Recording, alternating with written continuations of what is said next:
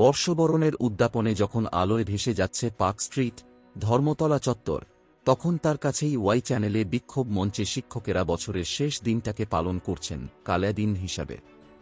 সত্যিই কি নতুন বছর তাদের পক্ষে শুভ হবে? উত্তর জানেন না কেউই। আতঙ্কিত শিক্ষকেরা তাই হ্যাপি নিউ ইয়ার 2025 এই শুভেচ্ছা বার্তা থেকে হ্যাপি বাদ দিয়েছেন। গত কয়েকদিন ধরে ধর্মতলার ওয়াই চ্যানেলে বসে আছেন 2016 যোগ্য শিক্ষক শিক্ষিকা অধিকার মঞ্চের সদস্যরা। তাঁদের দাবি, প্যানেল থেকে অযোগ্যদের বাদ না দেওয়া পর্যন্ত তাঁরা আন্দোলন চালিয়ে যাবেন। আগামী 7 জানুয়ারি সুপ্রিম কোর্টে পরবর্তী শুনানি রয়েছে।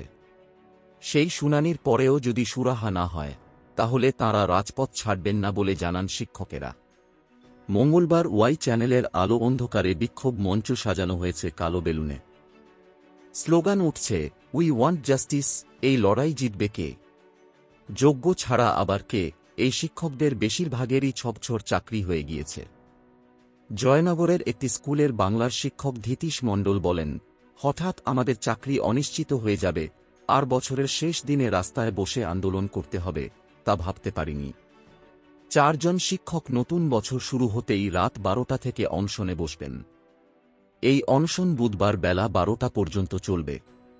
শুধু শিক্ষক শিক্ষিকারাই নন, অনেকের সঙ্গে রয়েছে শিশু সন্তানেরাও। কয়েকজন জানান, নতুন বছরের শুরুতে পরিবার ছেড়ে থাকতে চান না, তাই শীতের রাতে বাচ্চাকে সঙ্গে নিয়েই আন্দোলন করছেন। বাঁকুড়ার শিক্ষক কার্তিক মণ্ডল তাঁর স্ত্রী ও 4 বছরের শিশুকে নিয়েই বসে রয়েছেন। কার্তিকের স্ত্রী সুধা বলেন, এতদিন স্কুলে শিক্ষকতা করার পরে চাকরি অনিশ্চিত। স্বামীর পাশে থাকতে রাস্তায় বসেছি সন্তানকে নিয়েই।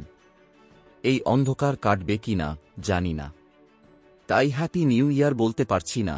আবার শিক্ষিকা পৌলেমি কুণ্ডু বাড়িতে রেখে এসেছেন তাঁর শিশুকে।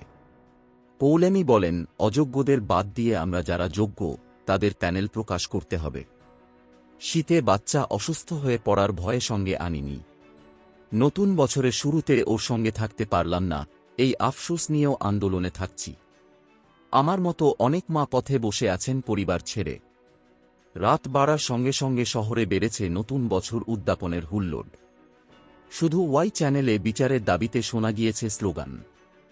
মছলন্দপুরের একটি স্কুলের শিক্ষিকা স্বর্ণালী চক্রবর্তী বলেন, কার দোষে আমাদের পরিবার ছেড়ে নতুন বছরে শুরুটা রাস্তায় কাটছে জানি না। এমন বিষাদের নতুন বছর আগে আসেনি।